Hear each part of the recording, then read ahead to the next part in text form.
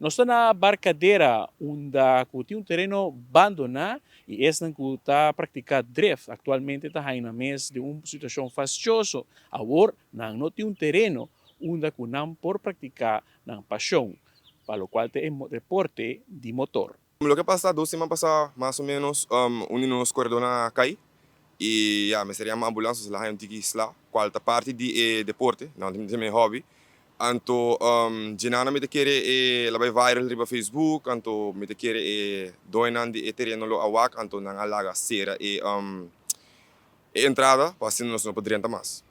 Dus normalmente, ela começa mais ou menos 4 anos a passar, com ele gata terreno abandonado, com roupa suja riba gele, anto tiki nós a limpiele.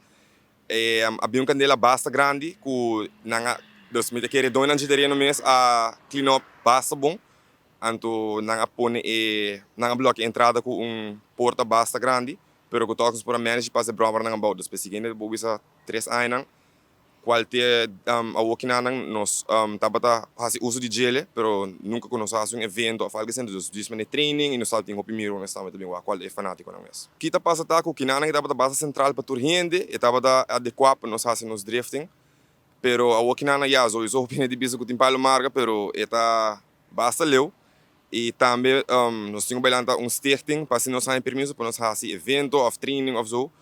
Of se nós não sabemos pagar fee basta haldo que nós não lo quer fazer. Já, segundo a atene está cheio de 50 florin para 3 horas, pero já, se nós sabemos training, é just training para nós tudo, então nós que nós lo vai e não vamos com mirones que nós sabemos generar placa. Impagável para treinar para o Margo.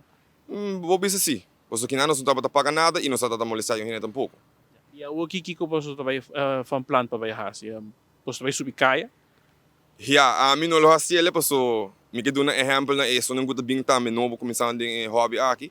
Dus isso não gosto mal contento o que não silo vai assim, pero é não é maneira para solucionar o problema que não.